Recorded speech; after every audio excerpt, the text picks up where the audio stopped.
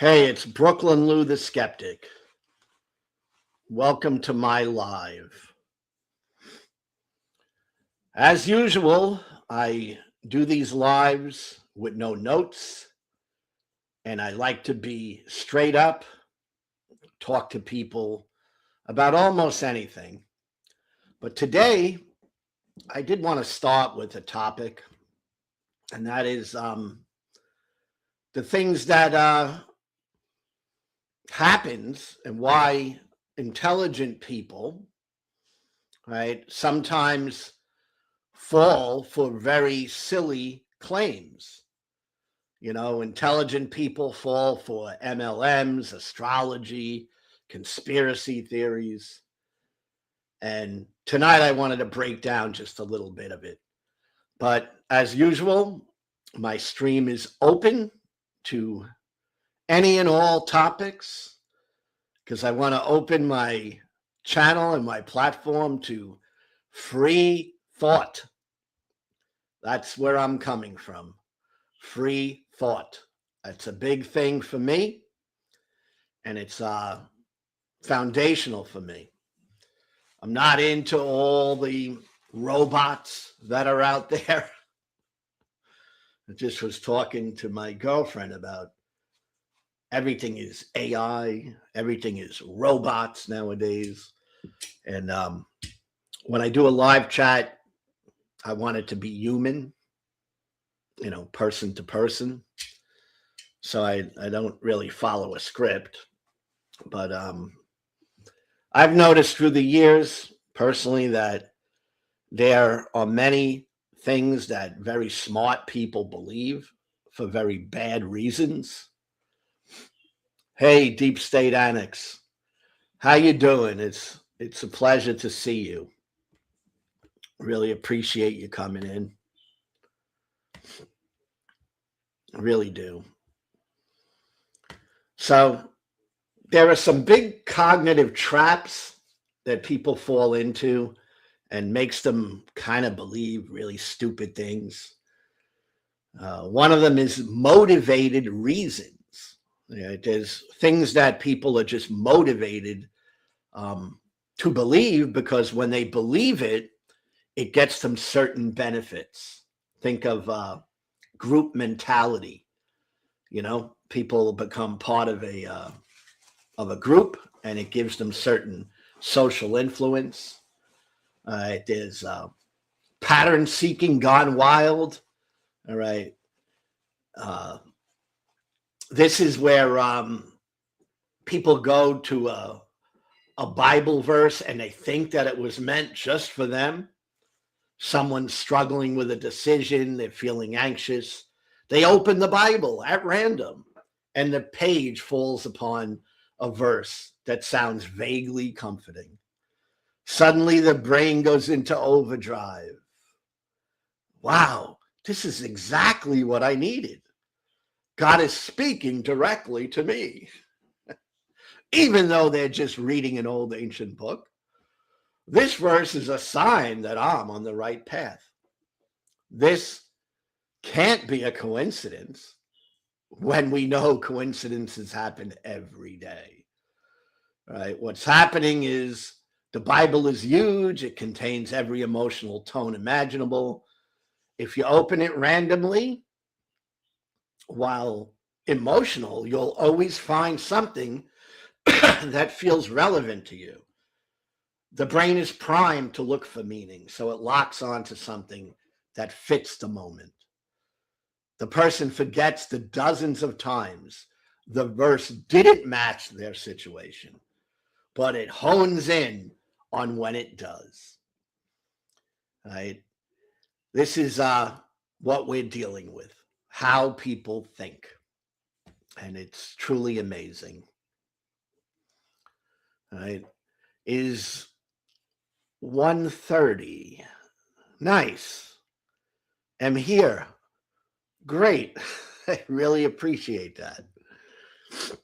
I mean, I've been checking out your channel here and there when I can. You don't come up in my feed, but sometimes I'll just look for you and I'll catch you.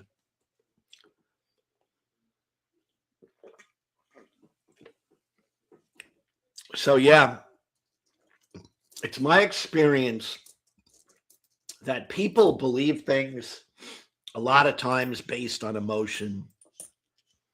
They believe things based on social influence.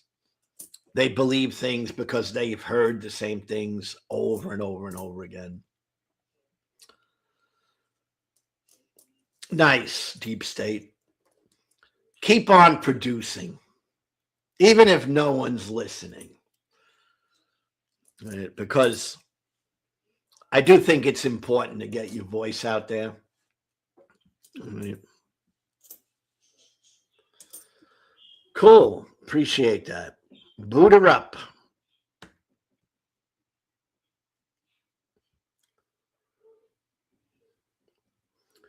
Right? People read the Bible and they think that a random flip of a book becomes a message from a holy God.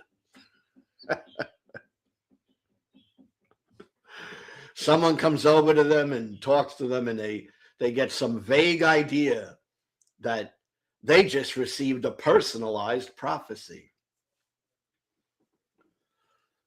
Just simply thinking something is right or wrong. All right. This becomes, for these people, a divine communication. All right. It becomes some sort of a validation of a thought that they had. People hear a song on the radio and they think, oh, that came right from God. I needed to hear that. And God knew that I needed to hear this. They go to church on a Sunday, they hear a pop sermon, something designed to make them feel good. And they go, oh, that was God. He put those words in the pastor's mouth just so that I could hear it. This is really crazy. All right. If you experience anything like this, please drop some examples, because it really drives me mad, like when I really think about it. But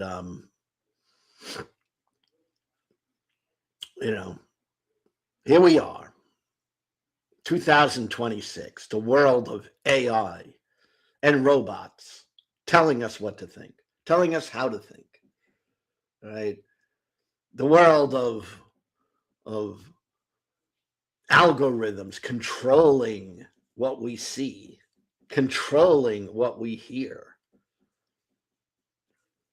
It's difficult times, and it's pretty crazy, really. So that's just some of my thoughts. And I'd love to hear from you guys. Anyone wants to talk. Again, I'm not a robot. I'm not an AI figure. I'm just a real guy willing to talk to people about almost anything. So hope you jump in. I really want to hear from people.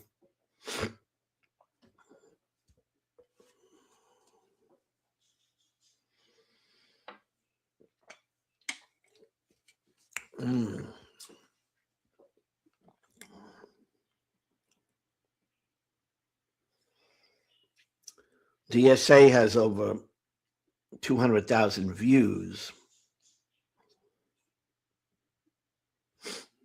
All right, we got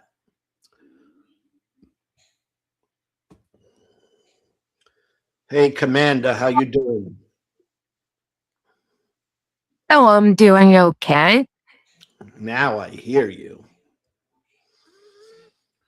So I'm glad to hear you back making some videos.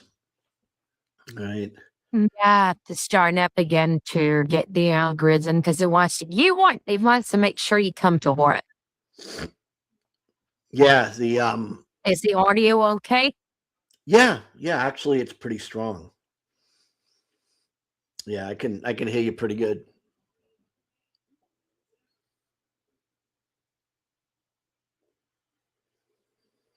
Not now though. Oh, it's currently outside the country, just waiting for the residency permit. They decided to be cute, but we also decided that we didn't need to show any evidence of the relationship. So hopefully Sarah will hear something positive. Explain, what relationship are you speaking about? I'm getting married. Okay, and that sounds really good. I hope you'll be happy. Oh, I'm happy now. There's no reason why I shouldn't be happy later on. Yeah, I mean a good relationship can make for a very good marriage. The thing is sometimes And people change. when you have a strong friendship first, and then you build on a friendship and respect and a whole bunch of other things that outlast things which fade, then you're on a good footing. Yeah, yeah, no, it's a good way to start. The only caution I would say is people do change, over time. Not everyone stays the same. Like you can marry someone who is a certain way, and then 20 years later they're not actually the same way. But that's just part of But it. you're not the same way either. Right, right. So adjustments have to be made, is what I'm saying.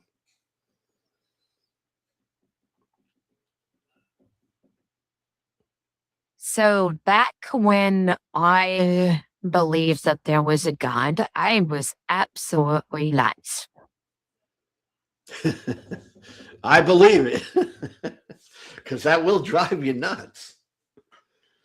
Yeah. I mean, I got to the point where I could get a bunch of white conservative evangelicals to they told me to shut the fuck up because I made them feel like pagans. Yeah. And the best Obama's best little friend made the white evangelicals feel like pagans. And Yeah. please tell me if my audio is messing up. Yeah, it's pretty good. I mean, I've had a couple of glitches, but overall you're coming in pretty good.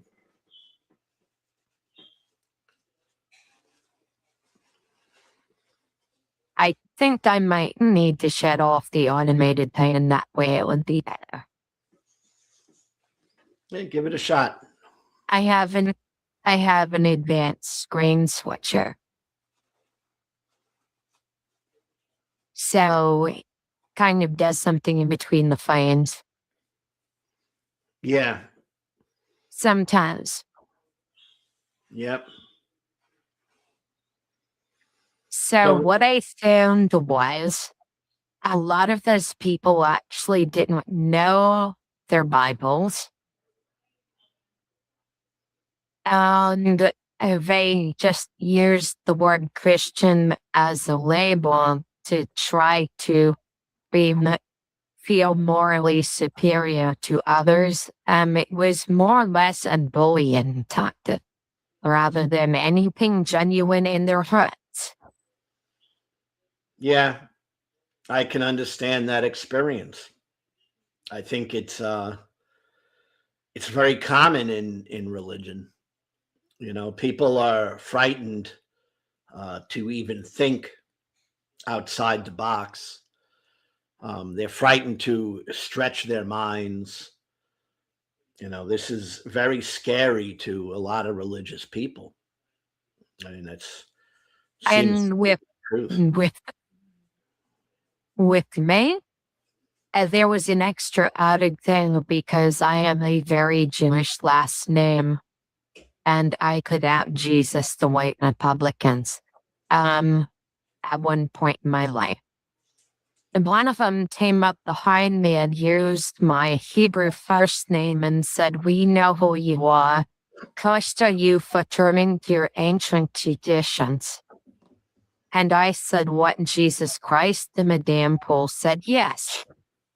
And then I tried to convert him, and I used Martin Luther's happy hunting ground for anti Semitism, Galatians, to tell him, no, here it is in the New Testament. The real sons and daughters of Abraham are those who believe in Jesus. Do you want to join every Hebraic family? Because that's what they were arguing about back then. They weren't arguing who was the Christian, they were arguing who was the real Yehudi or Jew, because the word Christian hadn't been invented yet. And it blew these people's minds. They didn't realize it wasn't Western European. It was a Middle Eastern religion that just had a home in Western Europe for a long time. Yeah.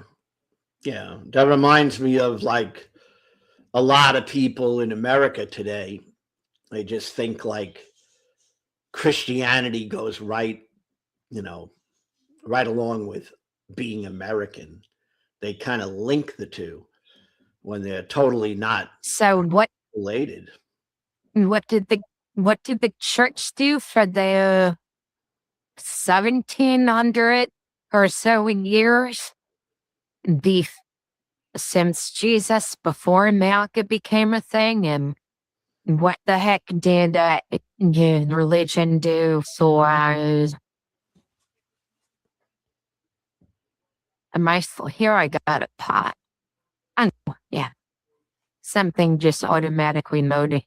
I mean, it's like you may oh, you need to be a Republican to be a Christian. Well, I don't know what happened, what the church did before 1854 then. And it really isn't. I think it really isn't. It's the use of religion, to advance a more personal agenda. It's kind of what I see.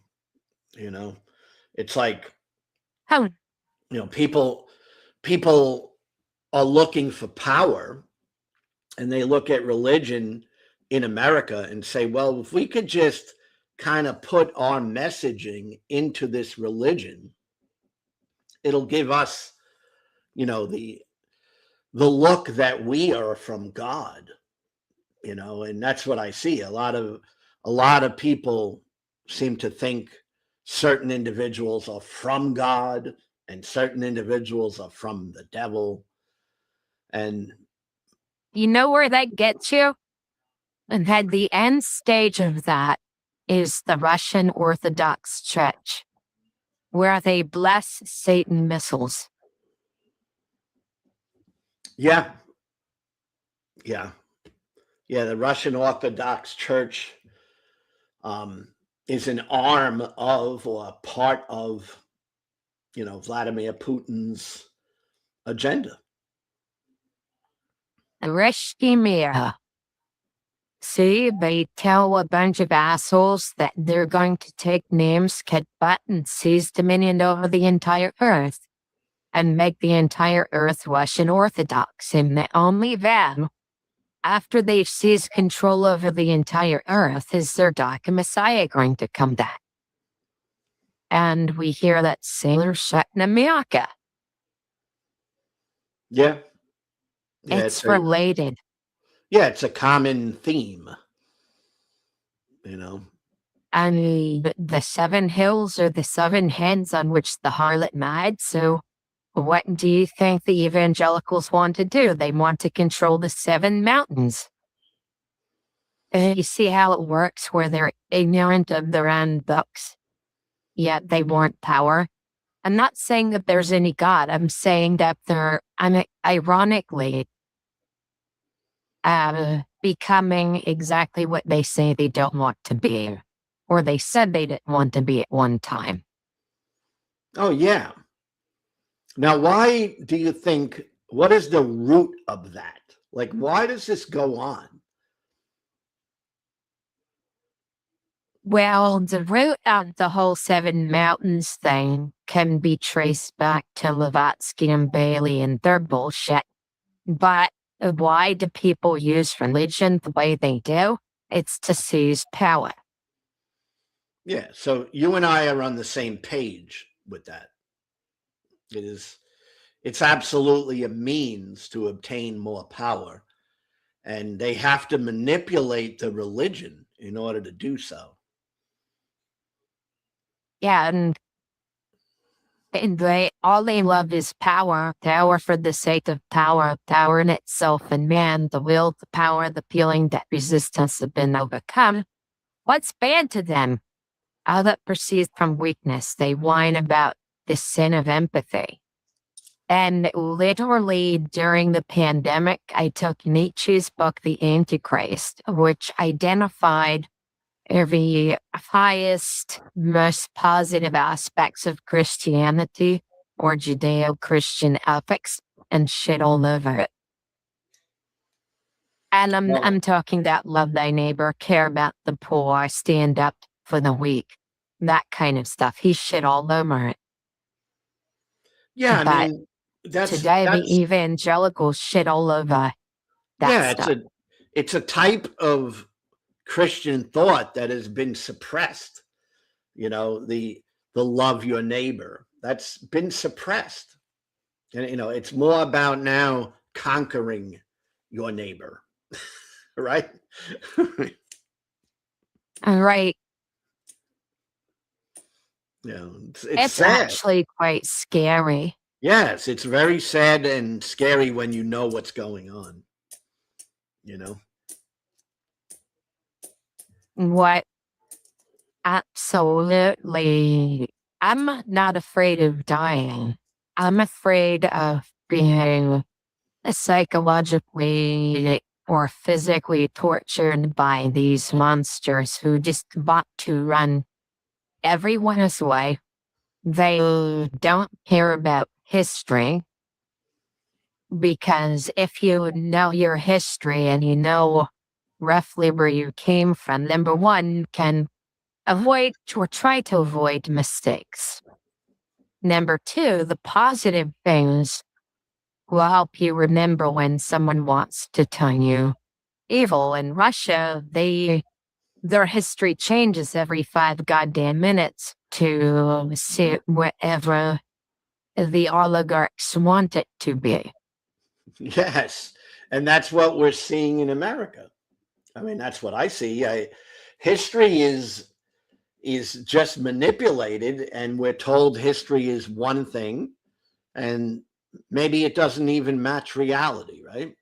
We don't even Well, link it. right. Like the screaming of the word socialism at everything Kennedy and Johnson did with the blessings of the churches and the synagogues during the Cold War. And one time I had to go through anger management because I had a PTSD explosion at the community college. And they made me go through anger management before they let me back in. And I got a therapist that graduated from Regent University. And he did not even know anything about mid 20th century church history, but yet he went to a Christian school. And I just told him, stop, gaslighting me, because if what you're telling me, as he was trying to convince me, my coworkers were just reacting to me because I was a raging communist. I was like, hey, wait a minute. If what you say is true, then we had a fight with Fidel Castro because the Cubans copied the NHS, James Bond's healthcare plan. Yeah. And I just unpacked, okay, here's your argument. Why was this okay in America and Western Europe during the Cold War if what you're telling me is true? And this was the first time anyone had challenged someone who basically had a bachelor's degree. I think Yeah. he also had a master's. Yeah. Yeah. Hey, give me a minute. I got to run to the bathroom. So, I will be right back. All right. I will show people what I can do with my setup. Okay, hold on.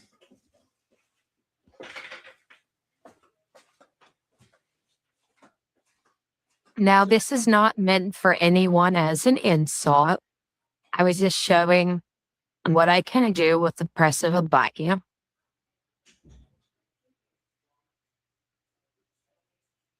And I'm rendering a few more of those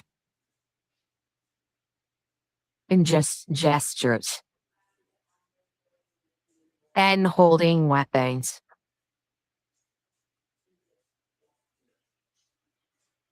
I have to load those and set those up. Advanced lane switcher.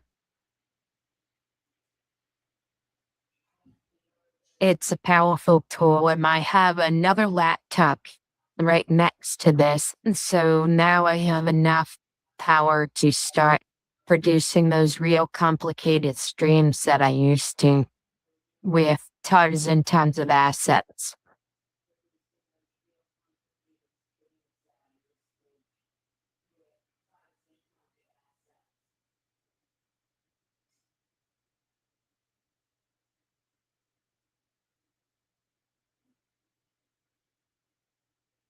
And the world, everybody is getting crazy at, and people are being driven mad with religion. You know, they think that they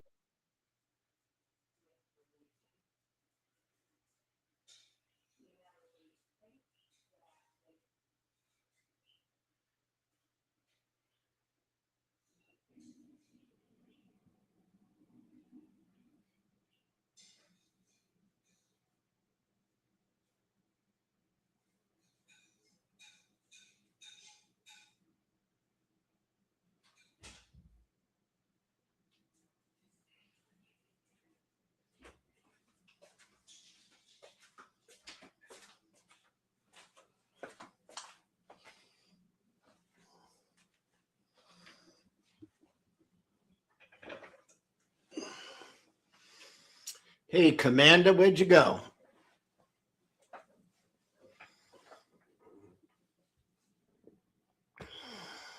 Hey, there you are. Thanks for holding How it are down you? for a minute. I for holding it down. The computer actually like it quit me out of it, and I had to load back in. Yeah, so many glitches. Windows is dying not so slow down. And I'm Yeah. getting this background noise. I have to find out what it is. I want the speech recognition probably thought I wanted to turn something off.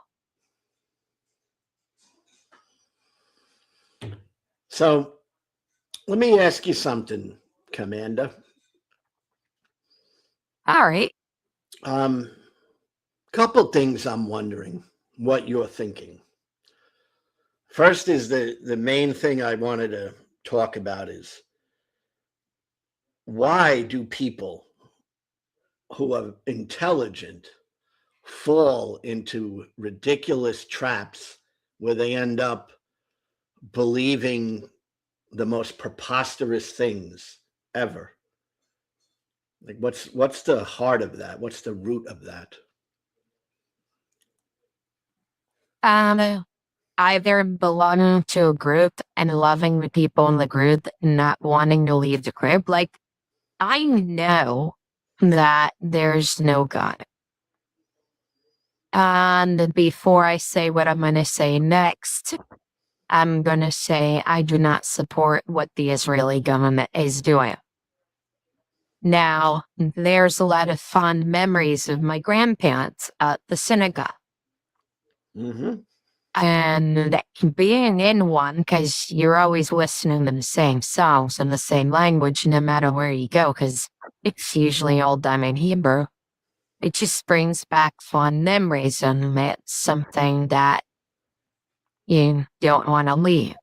And then there's the people who want to be the hero in their own comic book. And they're going to save the world for Jesus. They're going to become this big prophet. And they go online and they blather the most ridiculous nonsense. And then they get people to listen. It makes them feel important, And don't you think? yes, it makes them feel important. And they get their sense of identity and their importance from the religion. And It's exactly what honest. I see the same thing. It's honest. It's honest to say very few people know who I am. If I become famous, I do want to become famous for something good and positive rather than just be a nuisance. But some people will settle for a nuisance. I think a lot of people over the last like 20, 30 years have become conditioned to want fame just because of fame. Like it doesn't even matter to some people how they become famous, you know. And there's something wrong with that, in my opinion. Yeah.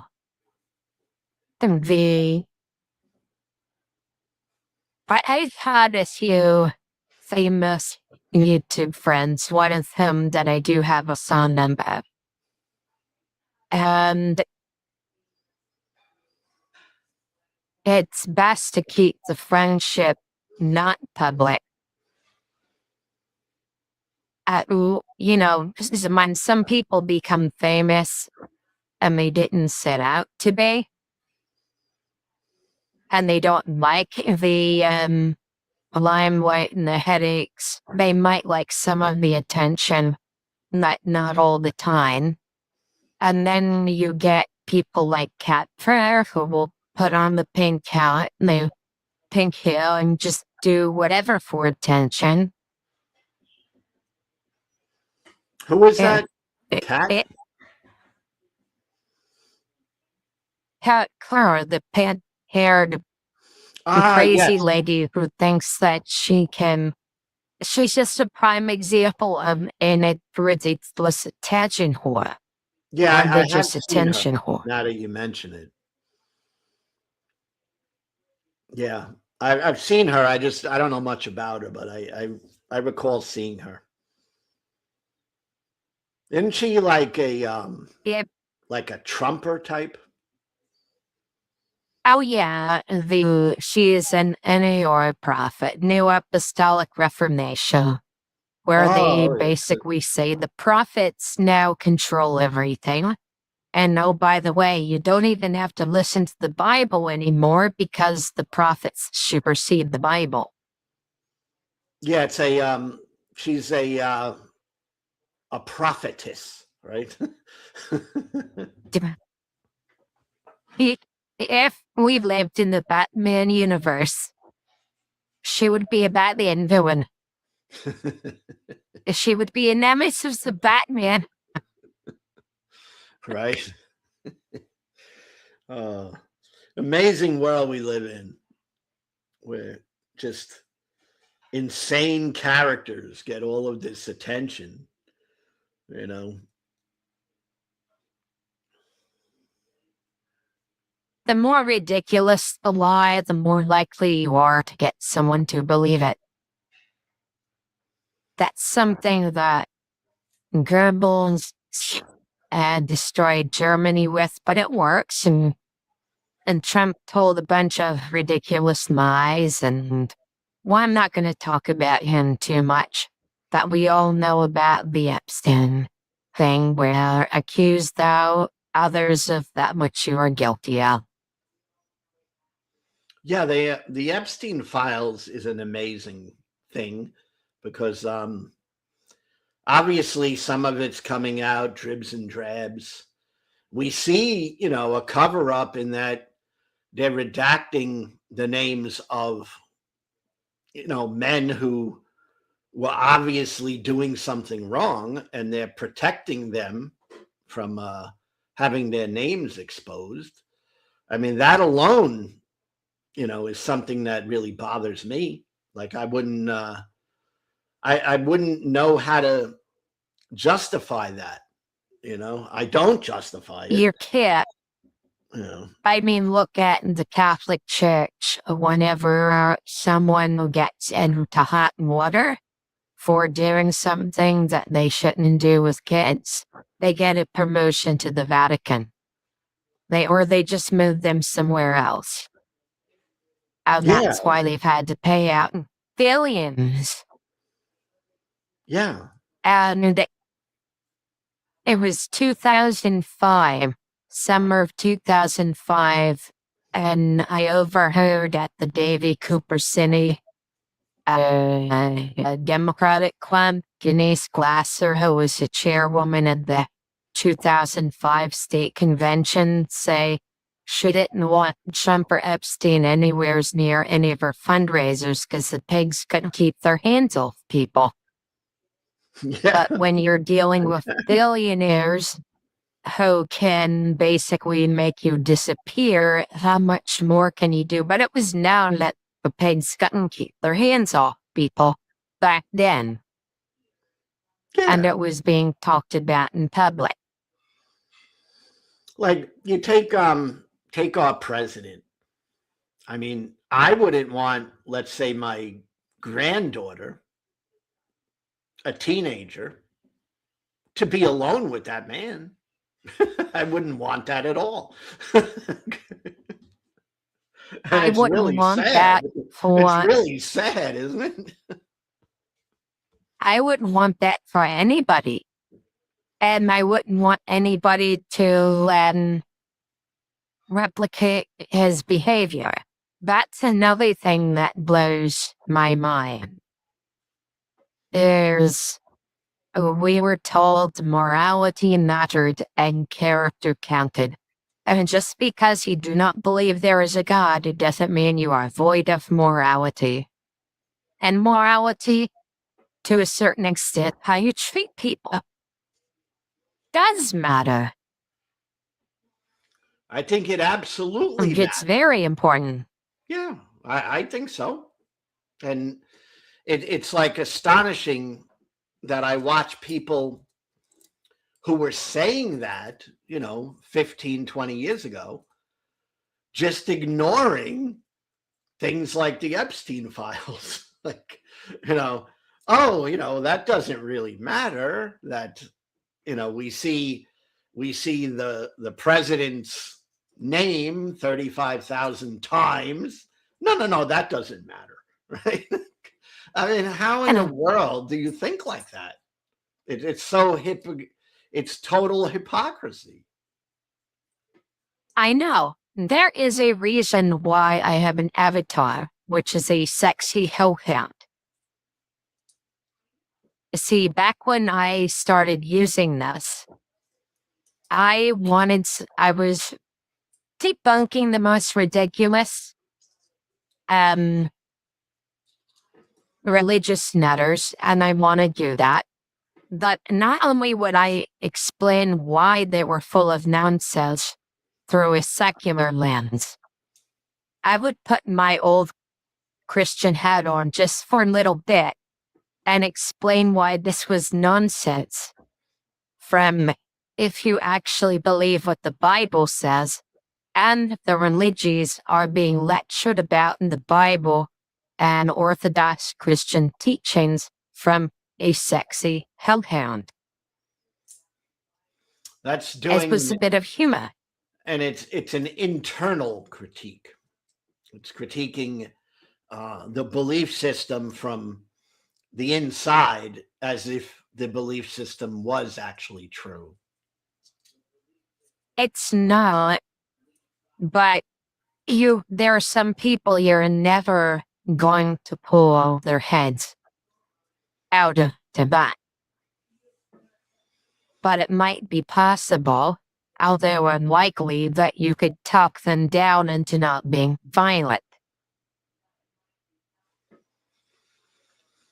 Yeah, That guy, Phil, I tried that with him, and we basically wound up. He left the DSA server when I wouldn't give Trump a chance. And then he kicked me out of his server when I said Ukrainians were more American than Trump supporters. well, I'm with you, Commander. I think that Ukrainians have a better sense of democratic values than the current administration does. No, they also lived under the. It turns out it really doesn't matter whether it's a fascist or a communist dictatorship because they basically, it's all about control. Fun. It's just a different style. And there's this thing where I want to be free and not constantly mindset to death by monsters. Yeah. Yeah. I feel a lot of the same way you do. And I know that we would disagree on certain things, but on this type of stuff, we're on the same page. I mean, it's What was that guy who, when the evangelicals used to love, but would now basically scream at and call him a Marxist? He said, "My 80% friend is not my 20% enemy." In other words, everyone, you're never going to get two people to agree on anything, but we can be civil. yeah, and there's some. I've seen a little hope lately. There seems to be some evangelical leaders, pastors, who are not going down this road that it's a good thing to capture people's grandmothers off the streets and put them in concentration camps. I'm starting to see some evangelicals kind of speak out, but it's not enough. It should be all of them or most of them. Yeah, fun thing. So I never really got assimilated into America because of the Jewish family history, and you keep getting told that, obviously you want to slave in Egypt. The slavery was non-existent. If there was anything, there was a social demotion. But that whole idea that you're supposed to be kind to the alien and not exploit them, not bully them, that comes from the big book of nonsense. It's not entirely full of nonsense. There's some good little nuggets in it. Yeah, I look at the Bible as a mixed bag. I mean, I see it as there's some good in it. All right, particularly when you consider the culture that it was written in, there's some good in it, but it's just not. It's not a perfect word of God, that's for sure. So it has its limitations. No, it's if you know, especially the prophets well, then you can kind of see the mass psychology of extraordinary amounts of bullshit that they were dealing with. Everything from religious charlatans to people exploiting the poor and the alien. And when I say charlatans, all religion is to a certain extent charlatan, but there are people who have good intentions, and then there are people who are absolutely 100% malicious and predatory in everything they do. Yes. It's a difference between an organization that has a food kitchen and the homeless shelter versus an organization that all they do is politics and propaganda. And remember that lady who called a bunch of churches and asked for baby formula? Yeah. Yeah. I remember reading and hearing about that. Yeah. And it doesn't And surprise me really. And they couldn't even pony up for baby formula. And then she asked, "So you can't be bothered to help feed a starving baby? Are you pro life?" yeah. Yeah. But yeah, I when know. they hang up. Yeah, it was a good thing that she did because it exposed, the major hypocrisy of religion today, for sure. Let me let my friend Robert in. Hello there, Robert. How's it going, Lou? You been doing all right, man? Yeah, and quickly, I got your last email. I believe we're on for the 14th, right? Yeah, you just didn't set a subject or anything that we're going to be talking about. Oh Generally, yeah, no, yes, to we pick a didn't set subject. that, but I mean, I got the date in my mind. Yeah, sure. You know. But yeah, the subject was of interest to me. Why smart people believe weird things. I don't think it has anything to do with intellectual level, and I don't think intellect can get you to escape it either. It seems like it has to be an ideological thing about value, whether you value the truth or you can escape it because you don't have all of the emotional affinities. But I don't think, as far as intellect, people can be able to split the atom and still believe in these things. I don't Right. think it's intellect. No, and I'm most curious of what you and anyone watching this. Why do you think that's so? Like, I agree. I mean, it's not about being smart or stupid, you know. Yeah. But Well, why do people like? Why are people so vulnerable to Well, like? Francis Collins wrote in his book, and everybody uses Francis Collins in apologetics now to say that, oh, he's a scientist and that he come to believe for scientific reasons, and that's just patently not true. He discussed this in his book. The two primary reasons that he had is that he saw a bunch of people that were highly moral inside of a group, right, that he thought of as really good people. And secondly, he was contemplating more and more death as he and his wife and all got older. So this is subjects that he's thinking about death and he's thinking about morality. It's nothing to do with the scientific thing that he is a part of, that he is discovering some aspect. He just then overlays what he knows scientifically, right?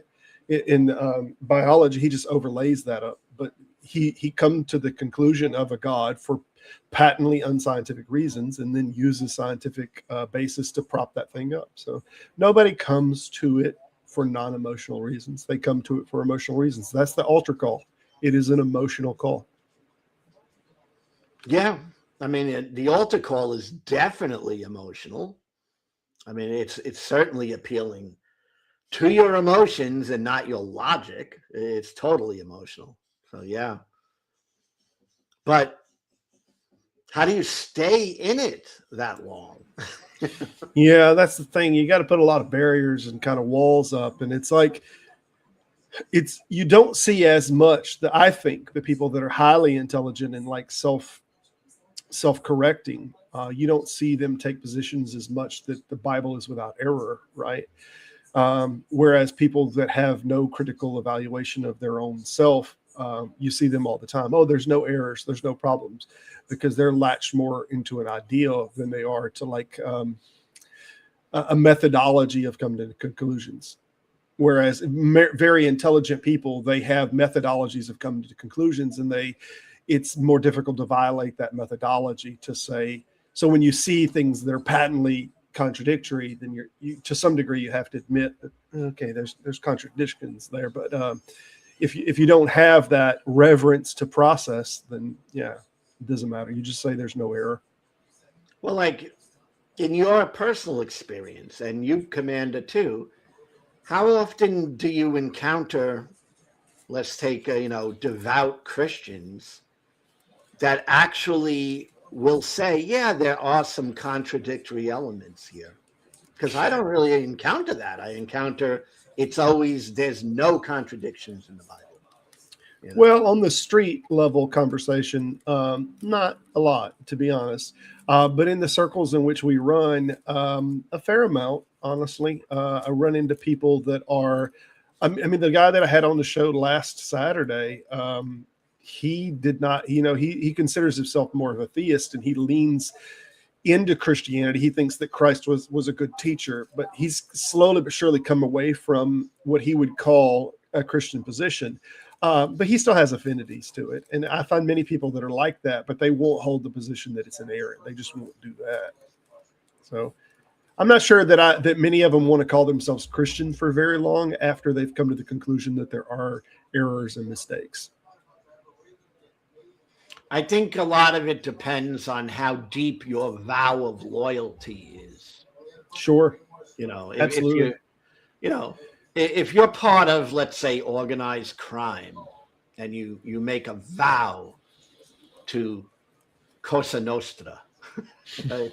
Or if you're part of a motorcycle gang, a sure outlaw gang, and you make a vow unto death to your particular motorcycle gang, you're really not going to break that very easily. and right or wrong doesn't really play a role anymore, right? Sure. Well, in my case, it was my extreme devotion to the letter of the law that when I constantly wound up being told and mind fucked and all the little tactics that they use to try to direct your thoughts, well, and as things got more putrid, I basically said I need to find some way to basically thread what I think I believe in the trust, because it's becoming too emotionally draining to continue hitching my cart to this horse. Yeah. Yeah, you actually just said something that reminded me of a little disagreement that Origen had with the church to some degree. There's a Bible verse, and I want to say it's in Matthew. You mentioned the letter of the law. It says something to the degree that the letter killeth, but the spirit giveth life. The idea that to follow something so strictly might be more problematic. You don't get as much out of it. You actually might be more damaging. And Origen took this verse. It didn't say letter of the law. I think it says the letter killeth, but the spirit giveth life, or something like that. But Origen kind of used the same thing, and he didn't outright say that there's no errors in the text, or that there are errors in the text, but he highly suggested that we shouldn't even worry about it if there are, right? That's not what it's about. It's not about the letter of it or the complete correctness of it. So I think that even very early on, it was a fact that everyone with the religion was trying to get me to be the worst kind of person, and I didn't want to. Yeah. Yeah, it's once you kind of start looking at it outside of the religious bubble, you start to realize how detrimental some of these things can be to your own character. Instead of making you more loving, it starts to make you more divisive and more picky on who you actually love. The whole thing was like unequally yoked, right? Yeah, I can't really love someone who is of a different religion. That would be very bad. I mean, am I reading that wrong, or isn't that actually what it's kind of teaching you? Right? No, that's just it's not what's teaching. It's just what religion has used it for a very long time. But that's what I mean. Right. It's been used that way. But I mean, I remember hearing an old Pentecostal preacher that I was good friends with coming up, and we were learning in the ministry together. He's a black preacher, and he said, not to use the word and occasion to your flesh, to use it to pervert it, to leverage power, right? But this was definitely something that's going on, that when they want to talk about racism, or they want to talk about people not believing what you believe, to be not unequally yoked. But really, this is about pulling the wagon, the amount of pressure that is on you to pull the wagon. So if you're doing more work than the other ox, so to speak, it's a problem. It's a problem. But I think in the context, it's more about that. It's about, well, if you take the unequally yoked concept, Mhm. you have someone who, let's say, is a devout Christian, and they meet someone who they really connect with and they love and that they trust, but that person is not Christian. All right. That person is maybe Jewish. Okay. sure. And the religion is telling you really can't get married to that person or be connected to that. That's the yoke part, right? You really I suppose it was very non-specific, and actually the what I was mentioning earlier was in 2 Corinthians, and so is this unequally yoked. It's like 3 chapters later. So the letter killeth, but the spirit giveth life is in 2 Corinthians 3, and then this is in 6. But it seems to be a change of tone if it's talking about not marrying people, that are of another religion, which was not uncommon. There was, even the Jews held that you don't marry someone that's not Jewish. So you mentioned marrying a Jew. I mean, not only would you have had Christians that said, no, you can't do that, but you would have had Jews on the other side saying, no, don't do that. Yeah. I mean, I know it's not just Christianity that would do that. Right. I mean, it's just, I don't think the whole concept to me is bogus. It's not a very good way to run your life. Yeah, I mean, in fairness, it does cause tension, but this is more just processes of coming to conclusions, or you might be offending your spouse or whatnot regularly with certain ideas. So I mean, I think people who don't take their religion as serious, you tend to get away with that. I mean, my wife's a believer and I'm not a believer, and we get along just fine to the degree that we don't harp on the subject all the time. Yeah, you're in the same position I'm in. I mean, I have a girlfriend. I'm not married, but we are like married in many ways. But she's Christian and I'm not.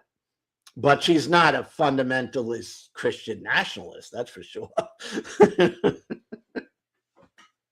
Well, that helps. That's for sure. Christian nationalism. So you become a Christian by believing in the Jesus. And there's a bunch of Christians all over the world who are not part of your nation.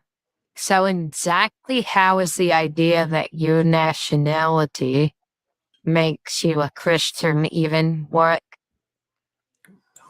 No, it's not. I know that's not there's the a whole position bunch of yet. others.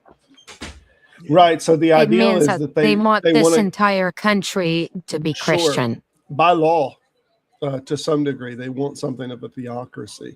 They want Christians to run the government. They want Christians to set standards around Christianity. They want Christian prayer back in school, so on and so on. The problem is, even if they got it in school right now, they couldn't agree. You got the Unitarians, which are the smaller groups, which don't believe in the Trinity, but the larger groups will push the Trinity in, right? And then you got prayers will have to be divided in a way, or not said in a certain way that might offend like what the nature of the Godhead is, right? So you're going to have all of these arguments amongst the different sects, and all the smaller groups will wind up just losing. So your Jehovah's Witness, your Mormons, and all of that, they'll just wind up losing to stuff like Catholicism. The fight between Catholics and Baptists, they'll have some kind of prayer like that. And that's why they put a separation of church and state to begin with, because before we were a country, the United States was a country, people were locking up each other's believers for believing the wrong thing. Yeah. we could, from the secular side, we could push it hard and fast that we do want prayer back in school and we want it immediately, and push it that we want every, different group to be represented in that, So on Mondays, we'll have the Muslims prayers, right? On Tuesdays, we'll have the Jehovah's Witness prayers and so forth. And I think in no time flat, they'll be ready to get prayer the hell out of school again really quick. Yes, unless they could have, 6 days or 4 days Christian prayer and 1 day for another group. Yeah, but I mean, even in that, it's going to be, you would have to have very specific, like all of the different groups and like things that they would or wouldn't say in their prayers, like I was mentioning, would like, And and whatnot. People would do that just to throw a monkey wrench in it too. Because even when I believed, I was like, if I ever have kids, do I want my kids being taught morality by these fucking monsters? Yeah. Even if you said, okay, we're going to allow the mainstream Christian groups just to, to take and do the prayers, right? I mean, the first time that one of the Catholic Christian groups stood up and said, well, they want to pray to Mary, the Protestants would absolutely have a shit fit over this, that they're going to pray to Mary here. What are you talking about? But the Catholics would be like, no, this is completely valid, so you'll have a big falling out over that alone. Yeah. And I mean, it's so obvious that religion divides human beings. I mean, can't we say that, comfortably? Yes, it does. It's easier for the state. It's easier for the school to say, hey, take that shit home. You go pray whatever prayers you want to pray at the house. We don't want to be arguing over whether you can pray to Mary up here or whether you can pray to the different saints. Yeah. But and then what happens when you try to have Jesus's brother James teach to a bunch of people who think that wealth is in fact a lack of success? And James comes, I read one of I read Jesus' brother James in the courtyard of the community college, and conservatives accused me of Marxism. And I read excerpts from the Model of Christian Charity. It's Model of Christian Charity, not Model of Capitalism. That was actually my early American lit professor's favorite thing, because she could immediately tell whether or not you just read the wiki or whether you read the entire thing, because it takes about 45 minutes to read through. And I would say about 38 minutes of it, Bernie Sanders would approve that.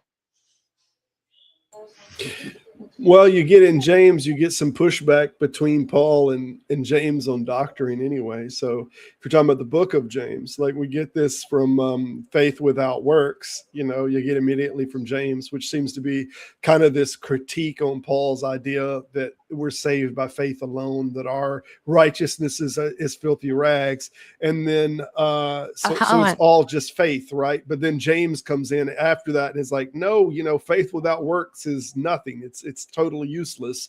So there's a little bit of argument between the two ideologies. There's a fun thing about that too. So it was 2004. There was polling, and I remember this. So if you believe that you're saved by grace through faith, not of works, lest any man should boast, you were more likely to vote for George Bush. If you were able to either say faith without works is dead, or use the two, whereby which your faith was, you were saved or whatnot, but the works were an outgrowth of that, and like a tree and its fruits, then you still voted for John Kerry. So it was interesting. Was that a Pew, or do you know who ran it? Was that from Pew Research? It's been so many years. It might be, but you know, it's the 2004. There's a few things that I remember of polls that really stick in my brain. And the one other poll member, there was another one October of 2008, two-thirds, it was a Gallup poll. Two-thirds of liberals wanted the church to have more say in government, and only a third of conservatives did because of how much Jesus gushing Obama did. And the last one that really stands out to me was October of 2010, when basically the polls against gay marriage was about 50-50. And then Ken Milling comes out of the closet, and within a week, over 60% of the country said they were for gay marriage. I think today, Those are the ancient polls that I remember. yeah, and I just look at what I see in the world today, and I would say that yes, if you're the type of person who thinks that you're saved by faith alone, with no works needed, and by grace through Jesus Christ alone, and the Bible alone, all that Protestant type stuff, I would think that you would be more likely as a person to accept, rotten leadership, because the leadership doesn't have to be following any proper guidance. You look at everybody as being wicked. So I mean, it's like, oh well, he's wicked. Okay, it's like it's accepted. It's like the theology makes accountability not so important, is what I see. Everybody's a sinner. So, well, they're pedophiles. Well, everybody's a sinner. Yeah. You get this more with the Sola Scriptura groups. When they do the Sola Scriptura, they read their individual verses and they translate them and say, okay, that means, and you can do this with the Pentecostal churches will even go as far as saying cutting your hair, a woman cutting their hair is sin, or a woman or anyone wearing jewelry. Some of them will do, they'll use, I think it's James, that in the last days, all gold shall eat your flesh, or they'll do to wear neither gold nor pearls nor costly array. And they'll do verses like this, and they'll condemn other people who even dress up nice, some of them, or wear jewelry or whatnot. Yeah. So you have this condemnation that goes on. And you got it at all different levels that people can condemn just based on their own personal translations of the book. Whereas when they're not Sola Scriptura, they think that lots of these translations should rely, more on church organization. Then you'll find that they're not quite as critical as saying, everybody's going to burn in hell. I find the evangelicals are the biggest nowadays to say, oh, you're all going to burn in hell, Well, it's like the Bible says a woman shouldn't adorn herself, right? Yeah. I mean, it kind of does say a woman shouldn't make herself attractive, right? Because they're adorning. What is adornment? It's some sort of accessory, right? That draws attention, right? Yeah. So a woman is not to draw attention to herself. Yeah. This is just so outdated to me. Well, you know why a woman's not supposed to do that? Because then if they get raped, it's their fault.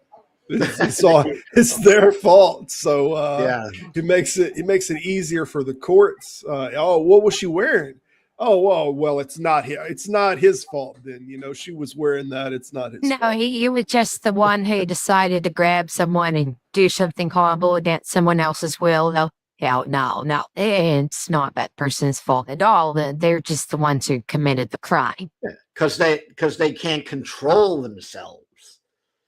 Because they're sinners. They can't control themselves. That's the most ridiculous shit. Yeah. Hey, they had no choice. I mean, it's... The ad line is kind of like that, where if a woman is and has something done against her will, they take for it and not the guy who did it. Yeah, I mean, you just look at the story a Lot. I mean, this alone. I mean, come on, Lot's the victim, right?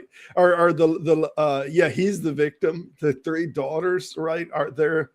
He's a drunk old man, right? So it's just the victim. They took advantage of him, and then whenever he was sober and he realized what happened, no. He felt guilt about this whenever he got sober, and then he's like, well, it was them. Really? Yeah.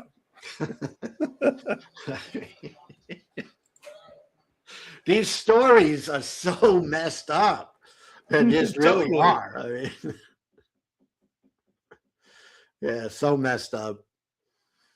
I mean, And man does evil with joy in his heart when he can shift the blame on somebody else. yeah, I wrote in song, it's not safe for work. I'm gonna put a music video out about Christian nationalism. I mean, the poor women. I see that now. Years ago, I was more of a male chauvinist type. I had that somehow in me. I no longer have that in me. Okay, so I've changed a lot.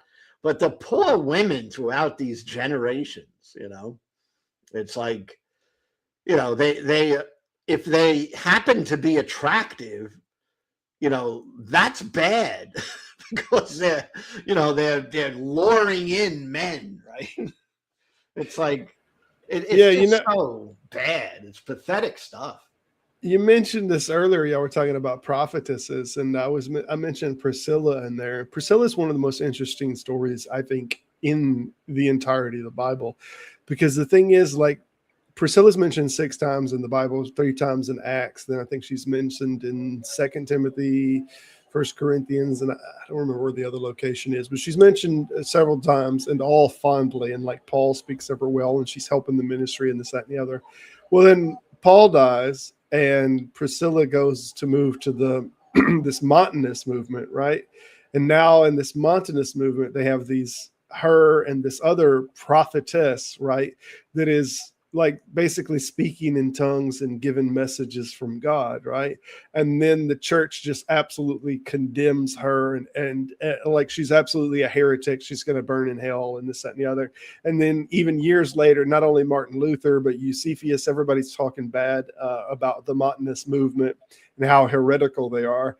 But like Paul, during his life, no, she was a part of the gospel and helping spread the gospel. So yeah, say something that the organization doesn't like, and it doesn't matter who you know or who you were good friends with. You could be buddy with Paul himself, and Paul really like you, but you say something that the church doesn't like later, and that's a wrap. Yeah, it's You are correct. yeah, that's how it works.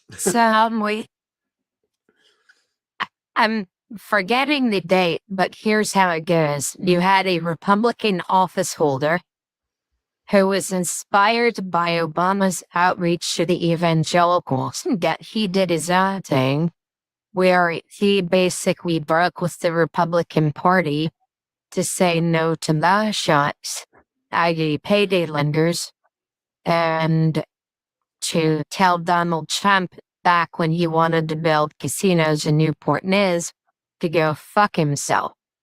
Well, this guy who was able to get elected in a district which is now always a 50-50, but he got elected by 70%. Basically, everyone at First Baptist started referring to him as a communist, and all he did was care about the poor and try to tamp down, because casinos may bring jobs, but they bring a whole bunch of other shit that communities might not want, and completely defensible. And they just turned on him. Pastor Desi called him a Marxist from the pulpit. and he was unable to get the Republican nomination again. He Over the told me casino he was thing? given and siding with the Democrats to uh, try to curtail the evil with payday lenders. You know how when you said you're in what the interest actually is? Because it's not an interest, of course, it's a fee.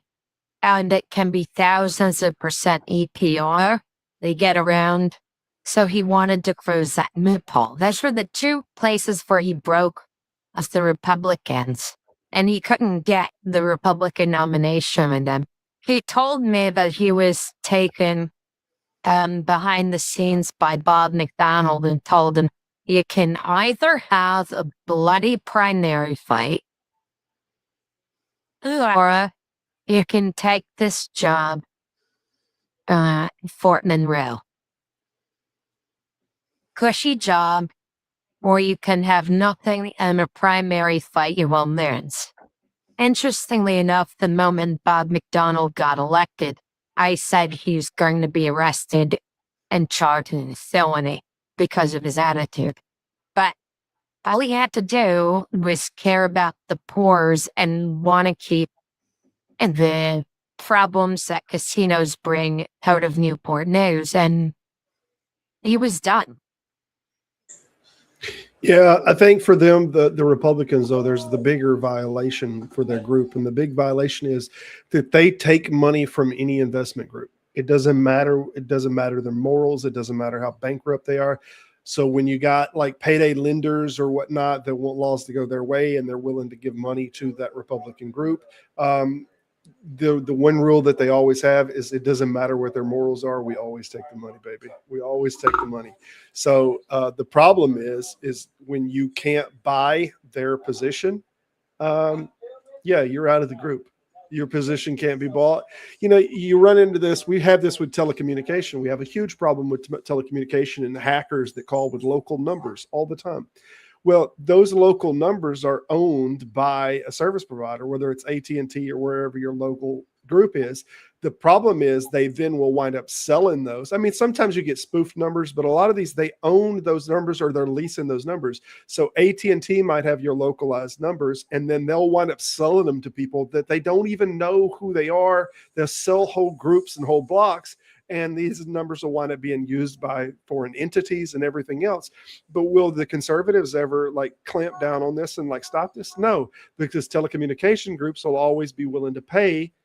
You know, they make their donations and whatnot. So the conservatives said, well, there's nothing that we can do about all of this hacking and all of these people getting called and they're getting grifted on and everything else. It's nothing we can do because people are paying, they're making donations to the Republican Party. So you can never move against that.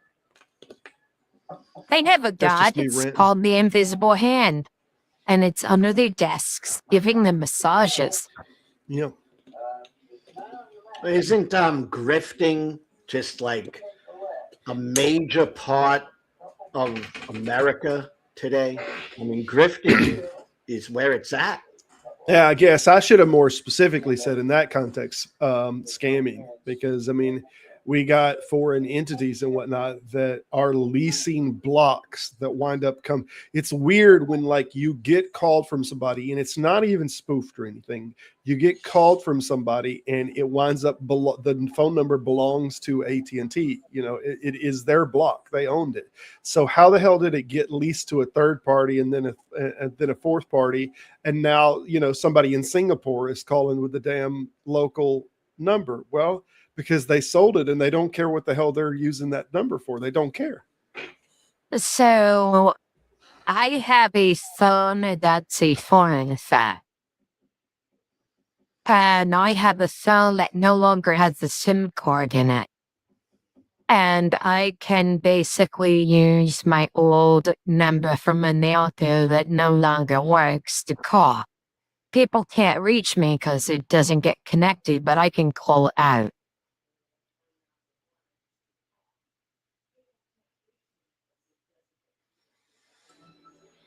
Well, yeah, I will say I've been studying for the last 2 years this whole thing with algorithms, right? YouTube algorithms and platforms that set their algorithms. And it's purely, totally not human. It's set by humans, but it's set for specific outcomes, right? And it's very cold, and it's purely business. There's nothing more than money, make money, make money. All right. And I see that as being America today. Whereas I honestly feel like when I was young, it really wasn't like that. It wasn't just about money. You know, human beings But amounted to something. They meant something, you know. And I it find was the like, greatest generation. yeah, but like, Things changed when they started croaking off en masse. yes, like it was a different world. You know, it's like it seems like now, you know, the world is colder, much colder than it used to be.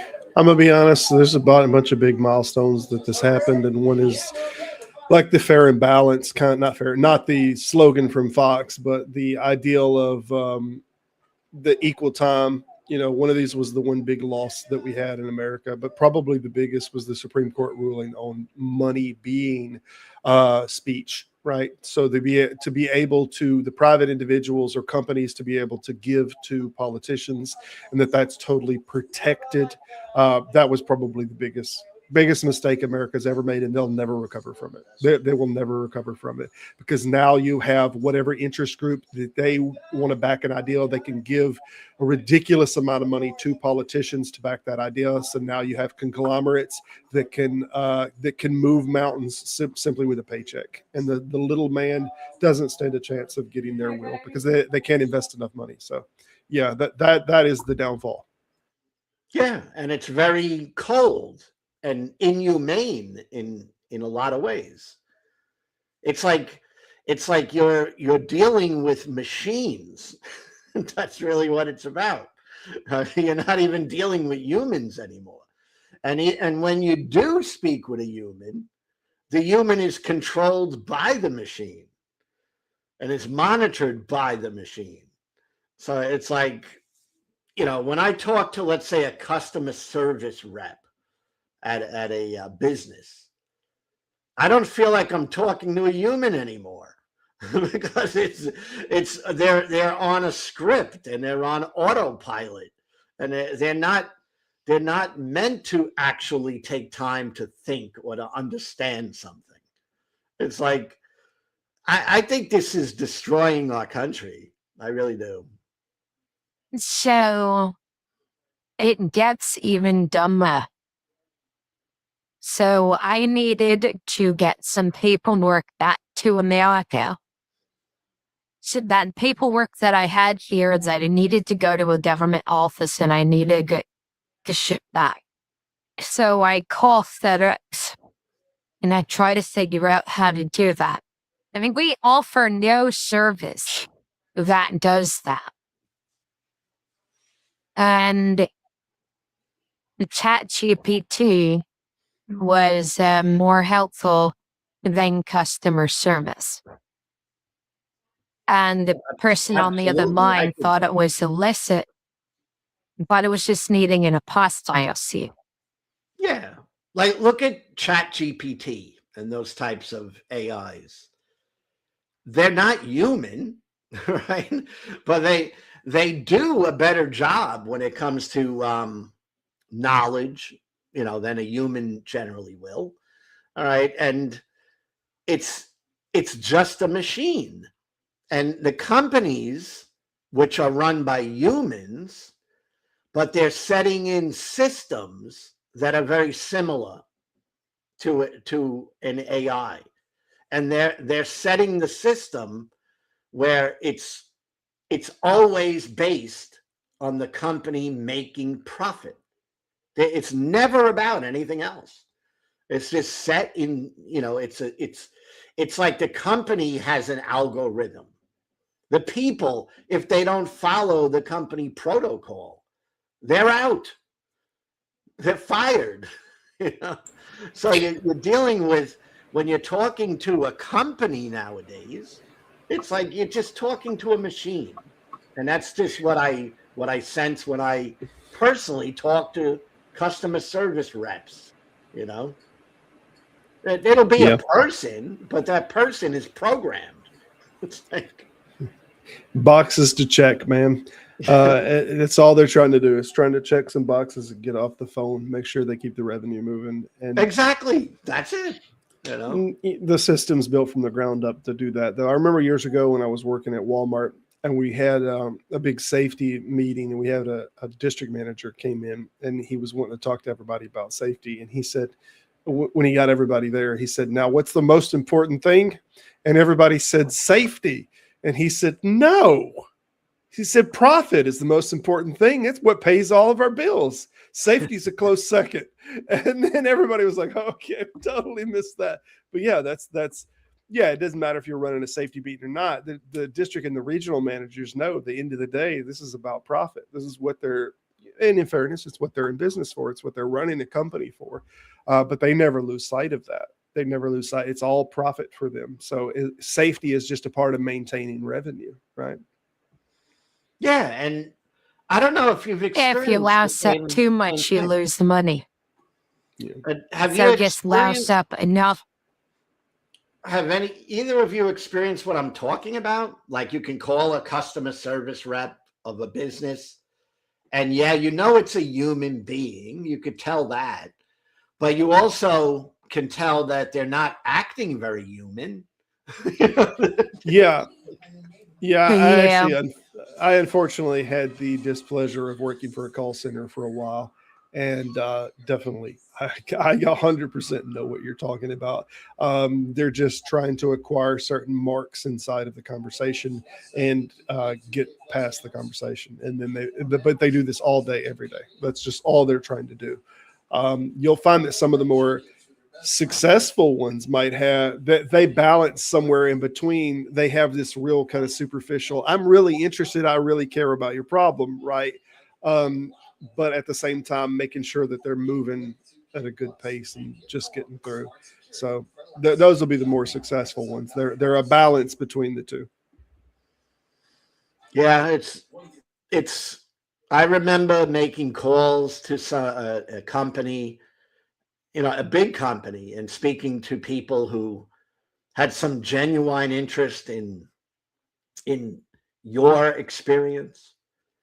But I don't get that anymore. I just don't even sense that anymore. It's like, well, it depends on whether they're trying to sell something to you. If they're trying to sell something to you, especially if they're trying to sell like a corporate account or something like that, oh man, they'll ask you all about your kids, know your kids' names, all of that. But if they're not, and they're just working, you know, in a solution-based industry that we're just trying to solve this problem and whatnot, you'll get more of that. Yeah, but you'll find some of the people that are on commission and whatnot, and they're trying to sell, especially like company accounts, and you're a company representative. Oh man, they get to know you so well. They're oozing with, but that's a different industry. You know, they don't want to lose your business, and they're personally invested. But the hourly guy that is just doing this, yeah, they're absolutely just running through a script. Let's get this call over with. right. And do you like that? I can't. No, hell no. I hate it. It depends though. It depends though, because sometimes whenever I call something like, if I'm in the cruise line's a bad example, but if I'm calling and I'm trying to get a package or some deal or whatnot, then whenever you have somebody that's on the phone with you and they want to do all this, let's get all this rapport so I can upsell. And I already know what it is that I want. I kind of don't want all of that. Hey, let's be good old boys. No, listen, I already know what I'm here for, you know? So, and maybe that drives some of the industry, Lou. I don't know. Sometimes people, they're just trying, the people that are calling in, they're just trying to get certain things accomplished. So who knows? I think that business has become formularized, you know, and it's based on data. The business finds out that, over 1,000 maybe situations that are similar, the best approach that we have to maximize profits is to do this. And that becomes the company protocol, right? I mean, that becomes it. Sure. So in that type of environment, I believe we lose our humanity. That's kind of like what I'm saying. Yeah. Yeah. Anytime that you're encouraged to do a job with any kind of that you have X amount, that you're expected to do X amount, that your expectations of your employer are driving your motivations, not your interactions with the individual. So I think it's been around a little bit, though. You remember the old operators, even the switchboard operators, years ago, that they were in that kind of, and this was many years ago. So it's not a product of a new generation. I remember switchboard operators. There were switchboard operators were not going to have long conversations with you. Who are you calling? And, look, but they're fielding a lot of calls. They're up in this systemic kind of operational thing. So yeah, they're generally quite short and they're trying to move on. But I remember you get put under that kind of pressure. Yeah, you remember calling zero. Actually having an operator. Yeah, barely. I'm barely old enough to remember that. Oh, I remember that when I was growing up, Yeah. You call zero. But I don't know. I think I'm getting too old for the world. And I feel like I'm a pretty progressive thinker, but I'll tell you what, I'm starting to feel like the world is passing me by. So I'm feeling that way, Yeah, I feel you. I'm getting more and more like that. But I think what it is we have a certain amount of acceptance of change, especially when we don't see that change as good change, and when we see like less and less social ties and more systemic. Everything's just about money and operations. But even when it's not that, the more change, we only have a certain amount of change that we're good for as we get older. And when we see too much of that change, we tend to get a little clammy. And then when it's in violation of like our moral norms, we don't even think that's good or moral. It's not good for society to be like that. Then we're even less accepting of these changes, So it's I like technology. I like progress. I'm all for that stuff. But what I see a lot is that companies and bad actors take the technology and they use it for negative. They use it, in nefarious ways. Yeah, well, they use it for profit. It's not that they're using it for negative. They just don't care that it is negative. They only care that it's profit. So yeah, they don't have what you would call as a heart. Yeah, it's like when you see people in a chain of multiple resellers, like when they bought something for the fourth time and now they're the fourth reseller, because they can advertise it more. But now they've already bought it. It's been bought 3 times. And then if you really wanted the original product, you could get it for way cheaper. And all they're really doing is adding more and more inflation to the system, rather than people buying the product directly. They've got all these, but the companies care about that at any point, as long as anywhere along the line, they're able to sell it and get their margin. They do not care. It doesn't matter if the manufacturing cost of that product is $1 and you could have bought it for $2 right out the gate. Now they're 5 sailors in and it's $60 for the product. And they don't care that you could go and buy the damn thing for $2. They advertise it better and they make their margins. And that's all that matters. But they're hurting the whole system of capitalism, Yeah, I don't know if I'm going to say something. I'm wondering if you agree with me. I've always thought of myself as a capitalist. I think it's okay for people and companies to make money. So that's my capitalist part. But I think straight up greedy capitalism is an awful thing. That it has to be balanced with some socialism, so to say. It has to be some sort of a balance here. Yeah, I'm an older school capitalism guy. I think that capitalism is fine to the degree that it can be regulated against proprietization and monopolization. And the role of government was supposed to be to stop proprietization and monopolization. So the government failed on that whenever they started taking money from the groups that they were supposed to regulate. You're supposed to regulate these groups and stop monopolization, stop proprietizing, and instead you take money under the table from them, and then you say, well, that's not really hurting anything, and you let it go on. So the failing is the failing of the government in that. But we did that. We allowed money to be able to influence government. When we allowed politicians to be able to take money from corporations, we did that.